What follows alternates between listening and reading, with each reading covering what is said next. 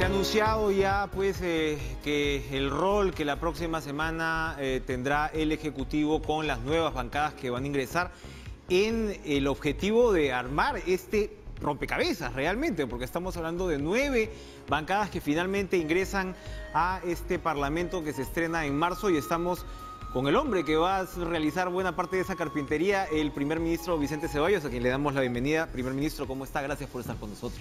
Don Enrique, buenas noches. Un gusto estar compartiendo esta jornada noticiera con usted. Y como bien lo he indicado, y es disposición del señor presidente, efectivamente estamos aperturando para este lunes y martes una rueda de coordinaciones para tratar en lo posible de estructurar una agenda común apenas se instale el nuevo Congreso. Efectivamente hay una muy buena disposición de las distintas bancadas, hay algunas todavía que están por confirmar, porque están a la espera de la presencia de sus representantes parlamentarios que están en provincias y tienen aún algunas reuniones pendientes entre sábado y domingo. Ahora, usted ha estado con guitarra y con cajón, usted tiene experiencia parlamentaria, sabe, y evidentemente estuvo en este Congreso que terminó disuelto. Sabe que de repente, bueno, en este caso había una fuerza mayoritaria importante, pero la atomización también puede marcar un desafío. En el análisis hay muchos que dicen que el gobierno ha ganado, que al gobierno le convenía tener un Congreso fragmentado precisamente porque va a ser de repente más posible lograr una articulación. ¿Cuál es la perspectiva? ¿Cómo ve usted este nuevo Parlamento y la relación con el Ejecutivo? Mire, la mayor legitimidad para una democracia es la decisión soberana que se transmite en los votos por los ciudadanos. Ellos han querido este tipo de composición del Parlamento y en cierta forma fortalece nuestro espacio democrático, porque de alguna manera es la voz, es la decisión, es el ejercicio de un voto ciudadano que se ha puesto de manifiesto. Lo segundo, o sea, no hay una fuerza gravitante que pudiera acudir a ser un grave contraste al Poder Ejecutivo, lo que implica generar los mayores consensos posibles y obviamente desde el Poder Ejecutivo vamos a impulsarlos. Y una evidencia es que este lunes y martes próximo ya tenemos unas primeras jornadas de trabajo. ¿Ya sabemos con qué partidos? ¿Con qué bancadas? Yo prefiero no adelantarlo, que sea el presidente que oportunamente lo diga. ¿Cómo van a ser la mecánica de estas reuniones? ¿Va a estar usted, va a estar el presidente, se va a exponer en la agenda prioritaria del Ejecutivo, que seguramente esa sí nos la puede adelantar? No, la intención es que esté el señor presidente, el presidente del Consejo de Ministros y algunos ministros también, no todos obviamente, en la prioridad de las agendas o temas que se vayan a abordar.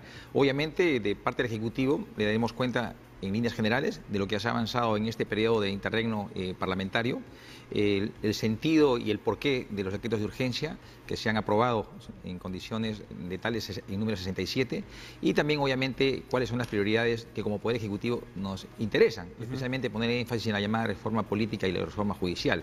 Y de contraparte también recabar cuáles son las propuestas o proyectos que tengan como prioridad cada una de las bancadas. El ánimo es generar los mayores consensos posibles, articular y buscar un entendimiento pensando en el país.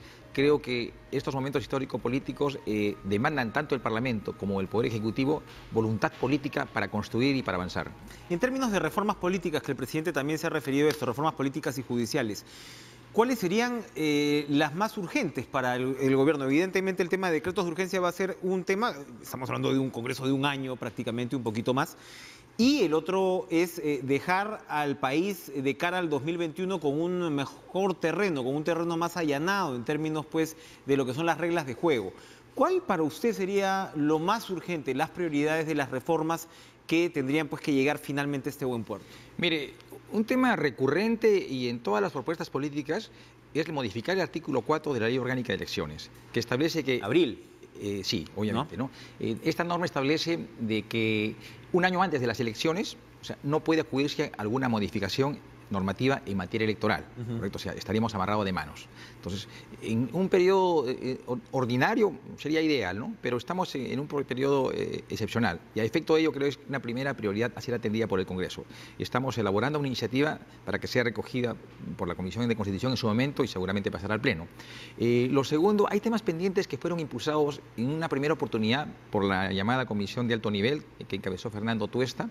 Es el tema de impedimento, es el tema de la inmunidad parlamentaria, que si bien han sido aprobadas, pero con algunas características muy singulares que el propio Parlamento impuso. Exacto. Tuesta dijo incluso que el tema de elecciones primarias todavía tiene que cerrarse, ¿no? Exacto, porque si bien se han aprobado, inclusive en el tema de paridad y alternancia también, pero fueron corridas para una aplicación gradual, el 2021, el 2026, y un poco que se rompe el espíritu y lo que se quería.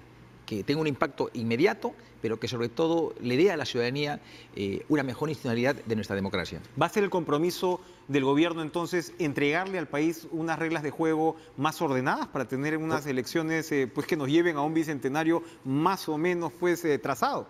¿Cuán importante es el 2021? Parece distante, pero está cerca. Ya estamos. Exactamente, y si hay que tomar decisiones, es este año, es proponer al país instituciones sólidas, fuertes, una mejor democracia, pero lo más importante aún, una representatividad debidamente legitimada, que goce de la confianza ciudadana. Y esto pasa necesariamente por modificaciones normativas, por reformas políticas y también reformas constitucionales. Y ahí está impulsando estas materias el Poder Ejecutivo. Hablábamos hace algunos días con Raúl Díaz Canseco de Acción Popular y él identificaba una serie ya de bancadas que calificaba como democráticas, por llamarlas de alguna manera. Estaba ahí Acción Popular, el Partido Morado, Somos Perú, hay una cuarta que se me escapa, APP, ¿no? Y claro, hemos hablado y conversado con los voceros de esas agrupaciones y todos han estado básicamente comprometidos con las reformas.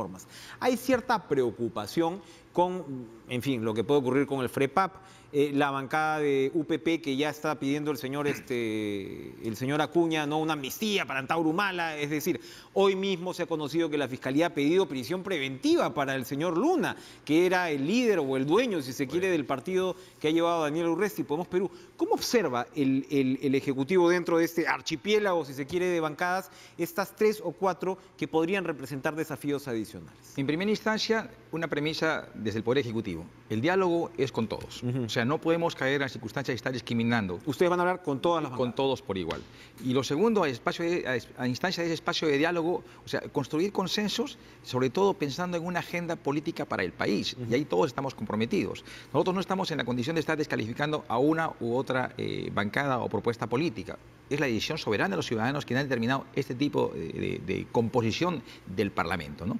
Ahora, de una u otra manera, en el debate propio del escenario preelectoral se han dado una serie de mensajes, pero si uno revisa con parsimonía y tranquilidad, va a evidenciar que hay ejes temáticos que si bien han sido abordados por distintas bancadas, pero tienen un hilo conductor. O sea, todos están de acuerdo por lo general en reformas políticas, en las reformas judiciales, están de acuerdo con lo que es la labor de SUNEDO, por ejemplo. Entonces, son hilos que el gobierno tiene que ir canalizando y fortalecerlo. Y parte de ese fortalecimiento es ese espacio de diálogo. O sea, ¿cuáles son los ejes temáticos que se han abordado y que son coincidentes con el Poder Ejecutivo? ¿O cuáles son los ejes temáticos que están abordando la representación parlamentaria y que también podemos hacer la nuestra como Poder Ejecutivo? Acá no se trata de generar divergencias ni que cada quien tenga una agenda propia. Tenemos que hacer un esfuerzo, pensando en el país, de armonizar una agenda común. Eso incluye Fuerza Popular. Todas las bancadas. Es más, yo leía en un medio periodístico el día de hoy de un parlamentario electo quien saludaba la convocatoria que está haciendo el señor presidente y nos parece un buen gesto democrático. Ahora, esto, bueno, se va a instalar en marzo, ¿no? Y la pregunta que yo quería hacerle, otra vez hablaba de Acción Popular, que es la bancada mayoritaria en medio de estas minorías. Todos son nuevos excepto una, el señor Merino Luna, creo que es que ya ha tenido experiencia parlamentaria. Y lo que se repite es esta suerte de noviciado. Hay un desafío ahí de, usted, repito, ha sido congresista, ¿es congresista ahorita o ya no? No, ya no. Ya no. Y bueno, la hermenéutica parlamentaria no es poca cosa. ¿Cómo vamos a hacer para que este Congreso pueda entrar a chambear rápidamente? ¿Cuál es el apoyo que debería dar el mismo Parlamento? ¿Qué nos puede decir al respecto basándonos además en su experiencia? La primera observación, y me parece muy pertinente su pregunta, ¿no? Hemos bajado de la representación parlamentaria mujeres. Sí. De 36 a 33, si no me equivoco, ¿correcto? O sea, ¿qué está pasando? Sí. El gobierno se ha esmerado en posicionar el rol de la mujer, y especialmente cuando impulsamos nuestros proyectos de ley de paridad y alternancia, y que tuvo un eco muy importante a nivel de país, y sin embargo, cuando vamos al voto, hay una especie de retroceso, ¿no? Lo segundo, o sea, si no me equivoco, son hasta 4 parlamentarios que están continuando. Uno de ellos es Gino Costa, otro de ellos es Alberto de Belaunde, hay un congresista, Elizama por Piura, y hay otro por Lambayeque, son 4 ya. Y más allá de ellos, hay otros congresistas que, si bien han descansado un periodo, están volviendo. O sea, no todos son primerizos, si cabe el concepto. Hay un pool de experiencia. Exactamente. Del cual se tienen un pool de experiencia, pero más aún, ¿no? Yo no creo que los representantes parlamentarios electos se vayan a desvincular de sus partidos políticos. Por ejemplo, Acción Popular, entiendo que todos son nuevos, pero de una u otra manera tendrán el soporte político de su partido. Y en su partido hay experiencia política. Lo mismo pasa con Fuerza Popular, el tema de asesores, coordinadores parlamentarios. O sea, le van a dar la solvencia, la cuota de experiencia que se necesita para este tipo de responsabilidades, de mucha envergadura, por cierto, ¿no? Ahora, aquí hay dos temas que me parecen importantes, ya que estás tocando el tema, Enrique, ¿no? Uno, nosotros como Consejo de Ministros tenemos que ir en pleno a dar cuenta de lo que hemos ejecutado como decisión de gobierno durante el interregno parlamentario. O sea, apenas instale el nuevo Congreso, tenemos que formalizar un pedido para que nos den fecha y hora el pleno del Congreso y exponer. Correcto. Y lo segundo que también no acabamos de... No incluye, perdón, ahí voto de confianza. Mire, el artículo... porque ahí sí, una cierta indefinición, ¿no? Ha generado un nivel de desavenencia, ¿no? Pero le digo con precisión, el 135 de la Constitución dice, ¿no? Instalado el nuevo Congreso, puede censurar o negar la confianza al Consejo de Ministros. Lo dice así. Pero pero usted se ha instalado en el interregno. Exacto. Entonces vamos a otro tema. O sea, en el fondo, no es propiamente dicho este es un voto de investidura, pero algo de eso tiene. O sea, tenemos que ir al Congreso a rendirle cuentas. O sea, ¿qué hemos hecho en este periodo?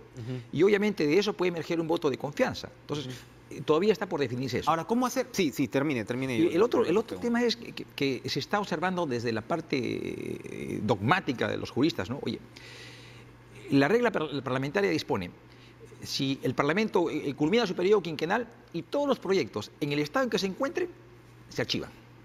¿Correcto? La pregunta es, se cerró el Congreso, ¿correcto? Sí. ¿Implica que todos los proyectos vuelven a foja cero? Vuelven a foja cero y empezamos de nuevo. Y es importante definirlo, porque el periodo parlamentario del nuevo Congreso es bastante limitado en tiempos. O sea, se instalarán en marzo, ¿correcto? Pero el presidente debe estar convocando elecciones generales en octubre. Y las elecciones generales abstraen más que una elección meramente parlamentaria. Entonces, ¿no se podría considerar que esto en realidad está completando, como efectivamente ocurre, completando el periodo para no tener que archivar todo? Exactamente, ¿no? Esa es la otra teoría, ¿no? Pero también iba el otro tema de fondo, que al ser el periodo parlamentario bastante corto, o sea, la producción legislativa del nuevo Parlamento puede estar también bastante acotada. Entonces, por eso se hace importante definir. Ideal sería que se le dé continuidad, porque ahí cogemos la lógica que usted está proponiendo, que hablamos de un periodo quinquenal, de tal suerte que todos los proyectos que inclusive ya tienen con dictamen de comisiones, que están pendientes de ser discutidos en el Pleno del Congreso, podían continuar su ciclo regular parlamentario, ¿no? Una posibilidad. Y la segunda posibilidad que la venimos trabajando internamente, y esto finalmente tiene que decidirlo con criterios interpretativos el nuevo Parlamento, ¿no? Estamos preparando un grupo de propuestas normativas para que el nuevo Parlamento tenga una agenda de trabajo parlamentario, ¿no? Mire, en este periodo hemos tenido una serie de propuestas alcanzadas por distintos sectores. No, hay de todo. Exacto, pues, y el Parlamento ha dispuesto, el presidente ha dispuesto que aquí quedamos. Hubo las elecciones y no hay más decretos de urgencia. Obviamente, un mínimo de respeto a la legitimidad otorgada por el voto que le ha dado al nuevo Congreso la ciudadanía. ¿Cómo van a, para terminar el tema del nuevo Parlamento, cómo va a proponer el Ejecutivo salir de la manera más ágil posible de la revisión de los decretos de urgencia? Porque estamos hablando de 67. Sí. Entonces, si lo juntamos esto con este Congreso nuevo, si bien con esta cuota de algunos con experiencia, pues se puede ir todo el año en ese plan. ¿Cómo se va a proponer salir rápido de esta materia? A ver, debemos más o menos emparentarle un poco a lo que son los decretos legislativos, que pasan por una estación de control político de una comisión, luego de la Comisión de Constitución y pasan al Pleno. En principio, desde que son publicados, son vinculantes y cobran fuerza obligatoria, en tanto no sean derogados por el Parlamento. En consecuencia, estos 67 decretos legislativos gozan de plena constitucionalidad, están plenamente vigentes y son aplicables. Ahora, puede demorarse el Parlamento un mes, medio año o un año en evaluar su constitucionalidad o no y acudir a su derogatoria, pero en tanto estén vigentes, mantienen su fuerza aplicativa. O sea, por ahí no veo ningún problema. La comisión permanente instalada en este periodo del interregno parlamentario ya ha aprobado la constitucionalidad de 8 decretos de urgencia. Si no me recuerdo, es uno el que ha sido observado y con precisión es la ley del cine. todavía siguen sesionando, inclusive el día de hoy han estado sesionando a las distintas comisiones. Se ha alargado demasiado. Exactamente, ¿no? Ahora, en lo que respecta al nuevo Parlamento, definitivamente contará con los informes que le deje la comisión permanente y, en todo caso, las comisiones ya ordinarias asumirán este rol de fiscalización y control. Pero sí quiero dejar constancia, don Enrique, de que todos los decretos de urgencia cuentan con el debido sustento técnico y especialmente con el marco constitucional. Obviamente, si no tuvieran estos elementos o requisitos mínimos, no pudiera pasar a la fase final de ser aprobados por el Consejo de Ministros. Muy bien, vamos a hacer una primera pausa. Y regresamos con el primer ministro Vicente Ceballos.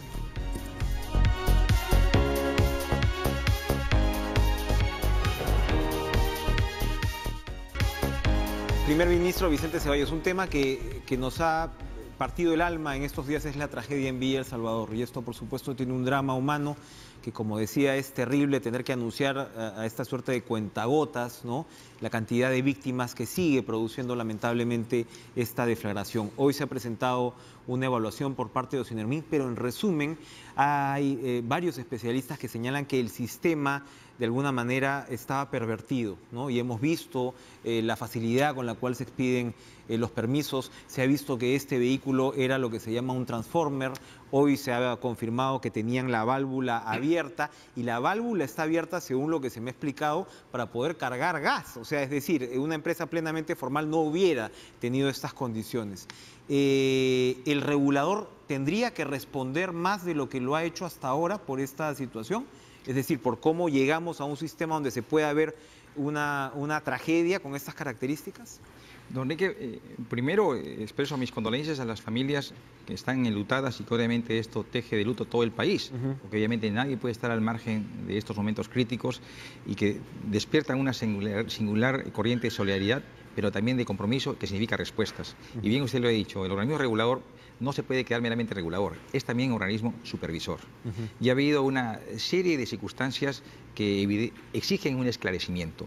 Nosotros, en la última reunión del Consejo de Ministros, hemos acordado, obviamente, y le hemos encargado la responsabilidad al ministro de Energía y Minas para que pueda presentar en el plazo más corto un informe pormenorizado, técnico, que nos diga qué pasó.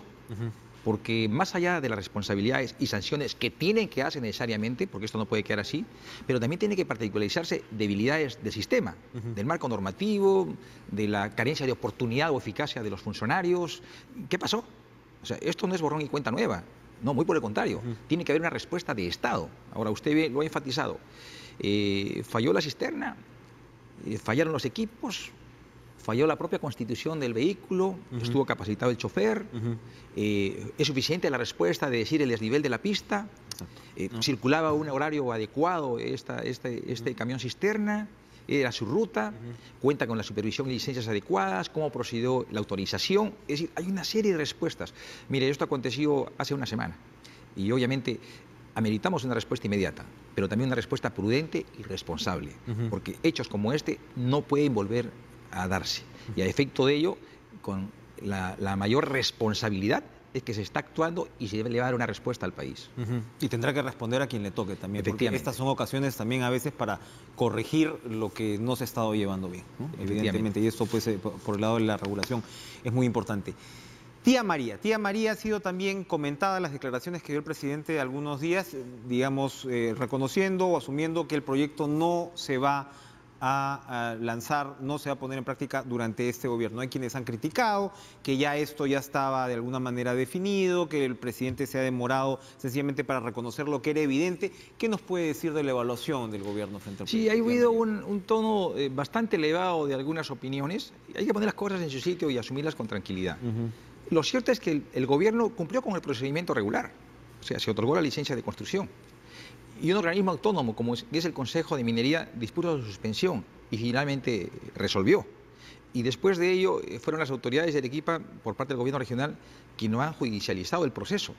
Por otro lado, también el presidente, y en eso ha sido reiterativo y coherente, manifestó que en tanto no se cuente con los consensos necesarios, este proceso no podía continuar. Pero en paralelo se daba la judicialización del proceso.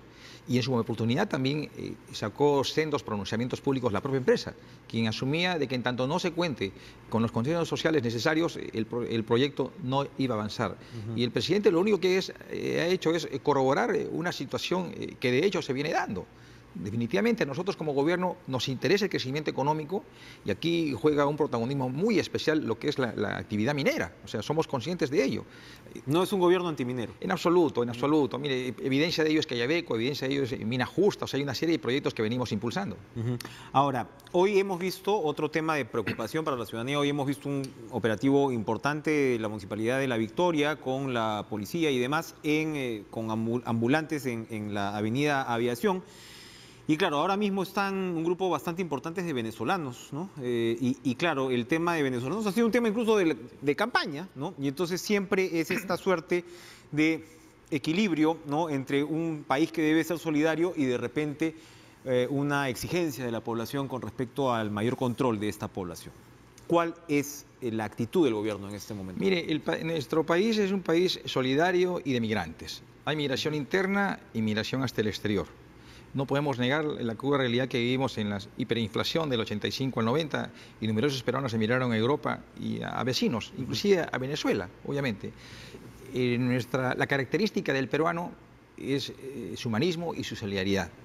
Y nuestra política internacional se ha caracterizado por ello justamente, ¿no? Se ha generado una especie de alarma cuando el Ministerio del Interior impulsó una brigada especial contra los extranjeros, pero no contra los extranjeros venezolanos. O sea, creo que aquí ha sido tendenciosa la calificación. No, es que el crimen organizado de bandas internacionales es totalmente diferente al crimen organizado local. Tiene otras características, otras particularidades. Y a efecto de ello se ha instituido un grupo especializado que pueda contrarrestar, neutralizarlos. Y por ello es que se viene evidenciando detenciones masivas. No son detenciones de uno o dos criminales de procedencia venezolana. No, se lo viene identificando y se está acelerando el número de expulsados también. Entonces, no podemos confundir ni caer en generalizaciones. No podemos caer en chauvinismos retrógrados. Tenemos que ser cautos y de una u otra manera como país dar un mensaje de que somos un país humanista, solidario y respetuoso de los derechos humanos. Siempre es un equilibrio difícil de conseguir, pero necesario. Vamos a hacer una pausa y regresamos con lo último de Cara a Cara con el primer ministro Vicente Ceballos.